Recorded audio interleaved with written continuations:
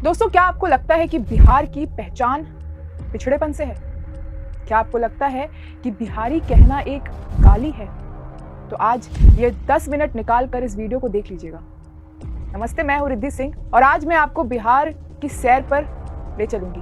बिहार जिसे विश्व गुरु कहा जाता था, है और हमेशा रहेगा। ये वो मिट्टी है जिसने दुनिया को ज्ञान दिया, धर्म दिया और जीने का तरीका सिखाया। आज बिहार का वो सच सामने आएगा जिसे सुनकर आपका सीना गर्व से चौड़ा हो जाएगा। अगर आप एक सच्चे बिहारी हैं तो आज आपको अपनी खून की गर्मी महसूस होगी। सबसे पहले बात करते हैं ज्ञान की। जब दुनिया को स्कूल शब्द का मतलब भी नहीं पता था, तब हमारे बिहार में नालंदा और विक्रमशिला जैसे विश्वविद्यालय थे। नालंदा जो एक यूनेस्को वर्ल्ड हेरिटेज साइट है, यहाँ चाइना, जापान, कोरिया से लोग ज्ञान लेने आते थे। कहते हैं जब इसी लाइब्रेरी को जलाया गया था तो 3 महीने तक ये लाइब्रेरी जलती हुई थी। इतना ज्ञान समेटा था हमारे बिहार ने। इसी मिट्टी ने दुनिया को आर्यभट्ट दिया, जिन्होंने जीरो का आविष्कार करके मॉडर्न साइंस की बुनियाद रखी। आपको पता है भारत की राजनीति और इतिहास की शुरुआत कहां से हुई थी? वो जगह था मगध, जो आज हमारा बिहार है। प्राचीन भारत में 16 महाजनपद हुए करते थे, लेकिन उनमें से सबसे बड़ा, सबसे शक्तिशाली, सबसे अमीर हमारा मगध था। मगध की धरती ने दुनिया को बताया कि साम्राज्य किसे कहते हैं। यहाँ एक से बढ़कर एक महाराजवंशों ने राज किया है।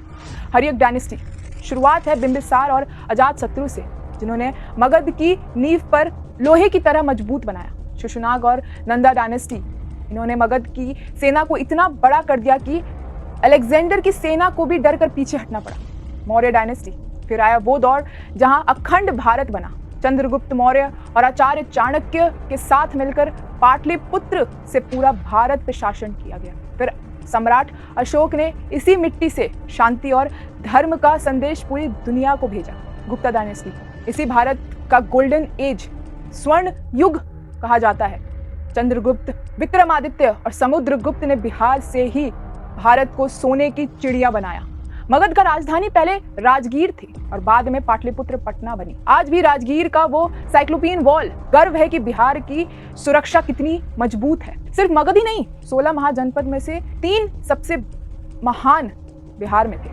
मगध शक्ति का केंद्र अंगा, आज का भागलपुर और मुंगेर, जहाँ के राजा धनवीर कर्ण हुआ करते थे। भजी, वैशाली, जिन्होंने दुनिया को पहला गणतंत्र दिया। जब दुनिया को वोटिंग का मतलब भी नहीं पता था, तब हमारे वैशाली को लोकतंत्र चलता था। बिहार वो किस्मत वाली धरती है जहां भगवान श्री राम का ससुराल है। माता सीता का जन्म भी हमारे बिहार के सीतामढ़ी में हुआ है। और अध्यात्म की ऊंचाई देखिए, गया जी। कहते हैं कि जब तक इंसान की अस्थियों का विसर्जन और पिंड का दान गया जी में ना हो, तब तक आत्मा की शांति नहीं मिलती। जैन धर्म, 24वें तीर्थंकर भगवान महावीर का भी जन्मभूमि हमारे बिहार में है। गौतम बुद्ध को भी ज्ञान की प्राप्ति बोध गया में ही मिली थी, जो कि आज एक वर्ल्ड हेरिटेज साइट भी है। सिखों के 10वें गुरु गुरु गोविंद सिंह जी का भी जन्म पटना में हुआ था। और हमारी जान शान छठ महापर्व को कैसे भूल सकते हैं। ये वो त्योहार है जहां दुनिया तो उगते हुए सूरज को पूजती है, लेकिन बिहार डूबते सूरज को भी पूज कर ये सिखाता है कि अंत ही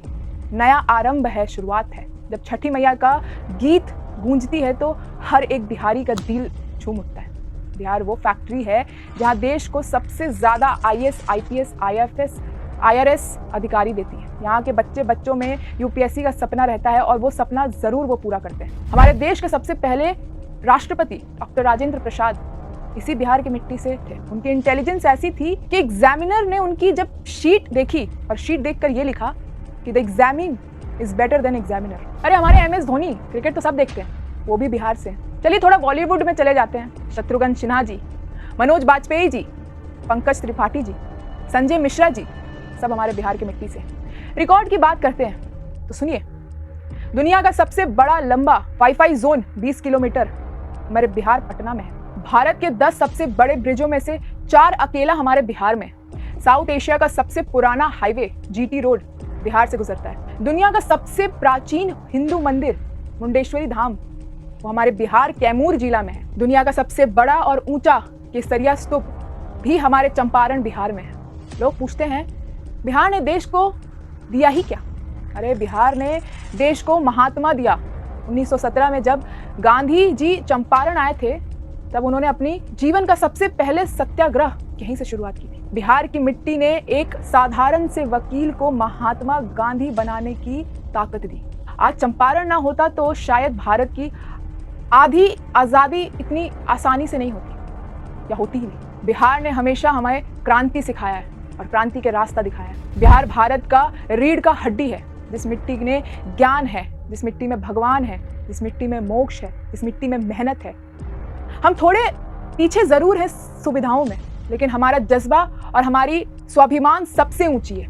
बिहार सिर्फ एक नक्शा नहीं है, बिहार एक जज्बा है। बिहार वो मिट्टी है जिसे गिरकर संभलना और दुनिया पर राज करना सिखाया है। हमें जरूरत नहीं है किसी सर्टिफिकेट की, हमारा इतिहास ही हमारी पहचान है। बिहारी एक गाली नहीं, बिहारी एक गर्व है। और वो कहते हैं ना, एक बिहारी 100 पर भारी। अगर आपको ये बिहार पर और अपनी मिट्टी पर गर्व है तो इस वीडियो को इतना शेयर कीजिए कि जो बिहारी कहने वाले लोग हैं उन्हें पता चले कि बिहार में है क्या। और कमेंट में जरूर लिखिए जय बिहारी और जय बिहार। जय हिंद, जय भारत।